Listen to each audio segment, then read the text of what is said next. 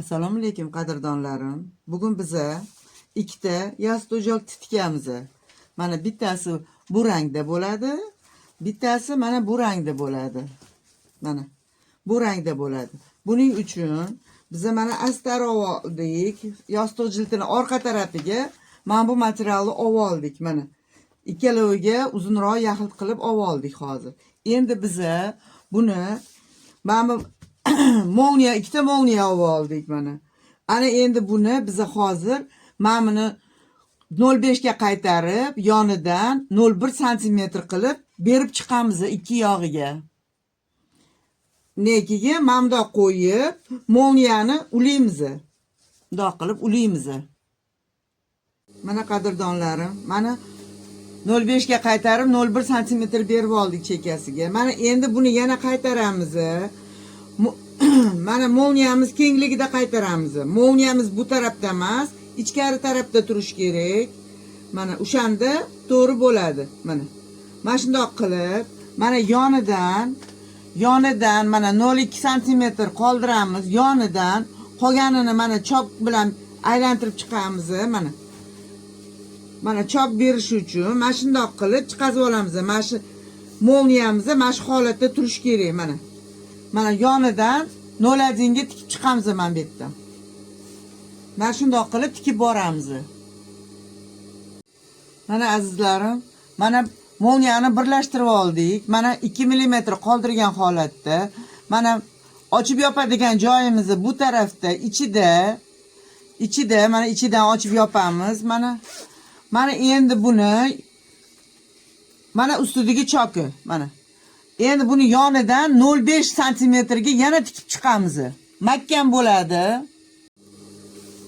Mana yonidan chok berdik. Mana ikkita chok bo'ldi yonma-yon. Mana ustida mana ikki qator chok bo'ldi. Mana mahkam bo'ladi. Munchaga so'kilib ketmaydi ikki qator chokimiz. Mana endi qolgan ishni sekin davom ettiramiz. Mana qadrdonlarim, mana ikki yog'iga molniyamizni tikib oldik. Mana bu o'ngi tarafi. Mana endi buni mana bu yerdan tepasini qirqib olamiz. Molniyaga yana ulash uchun. Mana chiroyli bo'lishi uchun 13 sm qoldiramiz. Tepasidan ustki qismi ulanadi. 13 sm qoldirsak yetadi mana. 13 sm qilib chizib olamiz. Belgilab qirqib olamiz. Mana 13 sm. Yetadi 13 sm. Lekin siz xohlagancha qilishingiz mumkin, o'rtasida qilishingiz mumkin, yana teparoqda qilishingiz mumkin, o'zingizning xohishingizga qarab. Lekin men 13 sm oldim. Mana endi buni chizig'ini birlashtirib qirqib olamiz.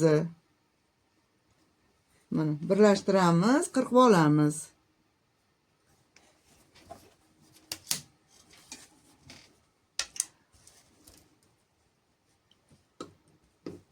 Mana qirqib olamiz bundoq qilib.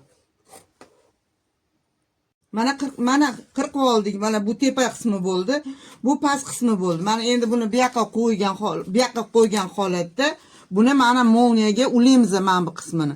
Buni ulash uchun, ichida toza bo'lishi uchun mana bu yerga yana 0.5 ag'darib turib, 0.1 chok berib olamiz. Mana bu chok orasida qolib titilib ketmasligi uchun. Mana qadrdonlarim, mana 0.5 ga bergan joyimizni, mana bu tomonini mana molniyaga ulashimiz kerak. Mana buning uchun mana biza mana bu tomonini mana shu molniyaga ulab olamiz. Mana qatta tomon bo'lgan bo'lsa, xuddi shu yerga qo'yib ulaymiz. Mana shu yerdan 0.5 ga ulaymiz. 0.5 ga mana bu chokka ustidan ulab chiqamiz yoki mana bu yog'idan olib turib 0.1 berib mana bu tarafidan tikkanimiz qulayroq. Mana 0.1 ga berib chiqamiz mana shundoq qilib. Mana molniya tarafdan 0.1 ga berib chiqamiz chokka yonida. Mana 0.1 berganmiz, shuni yonidan to'g'rilab tikib chiqamiz. Keyin yana davom ettiramiz. Mana tikib chiqdik. Mana bu chokimiz bu teskari tarafda turibdi. Mana bu qaytarib tikkan chokimiz. Mana chekkasidan birlashtirdik biz. Ana endi bu tarafini ochamiz. Mana molniyaga Endi yana 0,5 sm yoki 0,2 sm qilib mana bu chopga to'g'rilab turib beramiz mana. Mana bu tarafdan boshlab, mana lapka kengligida bersangiz ham bo'ladi, 0,2 bersangiz ham bo'ladi. Lapka kengligida bersak qiynalmaymiz, boshqa lapka qo'ymaymiz. Mana shu usulda yana bir marta tikib chiqamiz mana. Mana shunaqa qilib tikib chiqamiz mana. Chiroyli chiqyapti mana. Bu ustini yopadi, mana chiroyli navlochka bo'ladi mana, yostiq jildi. Mana boshidan oxirigacha tikib oldik, mana. Mana mo'niyani mana shunday holatda ochib kelamiz keyin, mana. Mahkam bo'ldi, choklari pishiq bo'ldi. Uyda o'zingizga tikkaningizda juda ham pishiq yostiq jildi tikasiz. Shu usulda tiksangiz mana. Usul ko'p, bitta chok bilan ham ulab qo'ysa bo'ladi. Mana bir nechta chok bilan mahkamlasa bo'ladi. Menga qulay usul shu bo'ldi. Mana qadrdonlarim, mana yostiq jildini orqa tomoni tayyor bo'ldi. Mana endi mana bu usti. Endi buni ustini qo'yamiz ustiga.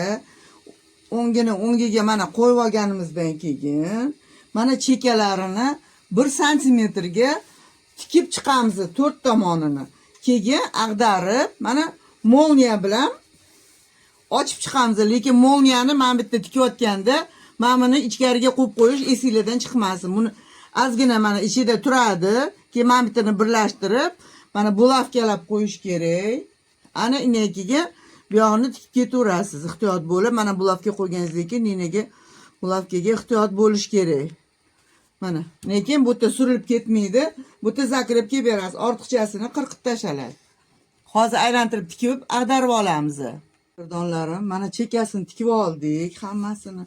Mana endi bu yerdan ag'darib olamiz o'ngiga. Mana molniyani ochib, mana ag'darib oldik. Mana. Ana endi bularni uchini chiqazib, uchlarini chiqazib olib, mana ninada uchlarini chiqazib olamiz mana chiroyli qilish uchun mana. Mana burchagi chiroyli bo'lishi uchun buni qilib ninada sekin yirtmasdan burchagini hosini chiqazib olamiz mana. Mana shunaqa qilib chiqazib olgandan keyin mana ineki mana bu chokini tekislab olib turib, chekasidan 0,5 ga hamma yog'ini tikib chiqamiz. Mana azizlarim, mana chekasidan chok berdik. Mana ochilib yopiladigan joyimiz. Mana xohlagan yostiqchangizni tiqib ichiga qo'yishingiz mumkin. Mana o'ngi, mana. Mana ko'ring, bittasi bu. Mana ikkinchisi bu, mana. Mana baravar tikildi ikkita. Mana buni ham bunda ochamiz. Mana oson, qulay, mustahkam chokla tikildi. Mana bu o'ngi. Mana ikkita yostiqcha jildimiz tayyor bo'ldi. Mana siz ham xohlasangiz mana harakat qilib ko'ring. Mana bloklardan tayyorlagan usti bu. Qolganiga astar uladi. Mana. Ko'ring, mana bloklardan tayyorlangan kvadratlar yasab tayyorlaganmiz. Mana ko'ring, mana. Siz ham harakat qilib ko'ring.